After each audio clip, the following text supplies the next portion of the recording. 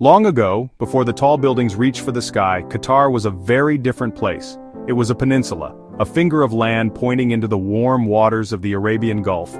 The land was harsh, rock, sand and salt flats sculpted by the wind over thousands of years. The sun was strong and rain a rare and precious gift.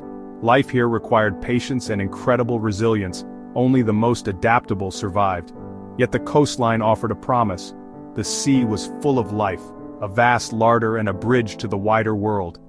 Archaeologists have found ancient tools and campsites suggesting people lived here over 50,000 years ago. They were nomads, hunters and gatherers, moving with the seasons. They followed sparse herds of gazelle and oryx across the arid plains.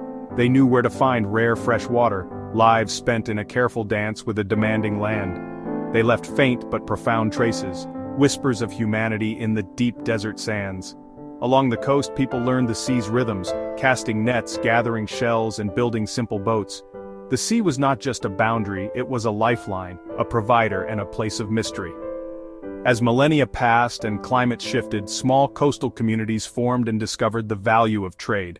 They made prized purple dye from sea snails, evidence of growing industry, artisanship, and community building. They laid the first foundations for a society that would one day rise from this sun-baked peninsula.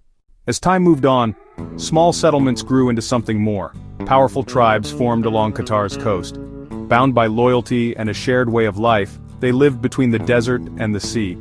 In cool winters, they moved inland with camels and goats, seeking grazing for their animals.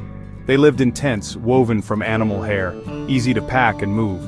This nomadic life taught hardiness, self-sufficiency, and a deep connection to the land's subtle signs. But summers drove them to the coast, where a different season began. For months, fleets of dhows sailed out. Pearl divers with weights and nose clips dove deep to gather oysters. It was dangerous, exhausting work, yet it held the promise of great wealth. Gulf pearls were famed for their beauty, desired from India to Europe. While men were at sea, women managed the shore, mending nets as children helped and awaited the boats. Captain, divers, crew, all shared in the harvest, trading pearls for rice, dates, cloth, and other necessities. Pearling fostered courage, perseverance, and a deep respect for the sea. Tribes developed laws, traditions, and a rich culture of poetry and storytelling. Towns like Al-Zubarah and Al-Waqra grew into bustling centers of trade. Fortunes rose and fell with the price of pearls, an era defined by the shimmer of a perfect pearl. But beyond the horizon, new powers and new possibilities were approaching. The wealth of pearls drew distant empires to the Gulf.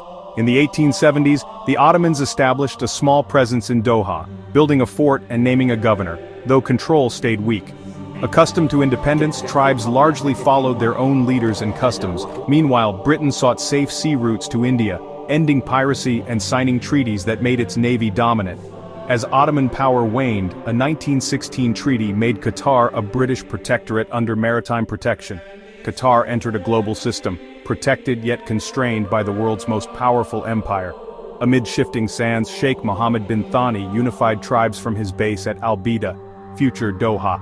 In 1868, Britain recognized Qatar as a distinct entity, laying the foundations of the modern state.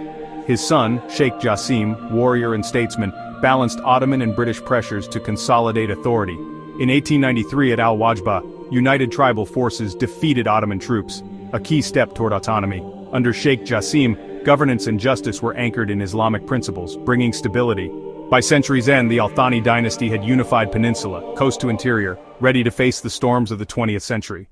The early 20th century brought a devastating blow. Cultured pearls and the Great Depression collapsed the pearling economy.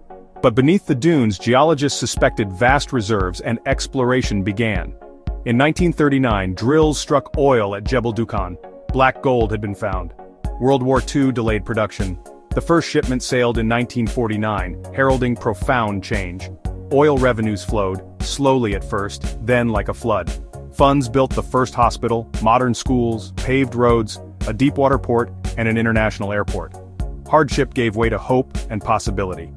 In 1971, Qatar became fully independent, soon joining the Arab League and the United Nations. Leaders prioritized education and healthcare, establishing Qatar University and later Education City. A comprehensive, free healthcare system and economic diversification improved lives across the nation. From 1995, development surged under Sheikh Mohammed bin Khalifa Al Thani. A bold vision elevated business, media and culture, launching Al Jazeera and iconic landmarks. Vast natural gas reserves powered a shift toward a knowledge-based economy. Winning the 2022 FIFA World Cup accelerated modernization, new cities, a metro and high-tech stadiums. Today, Qatar stands as an energy leader, global connector and active mediator. Guided by National Vision 2030, it balances tradition with progress, diversifies and builds a sustainable future.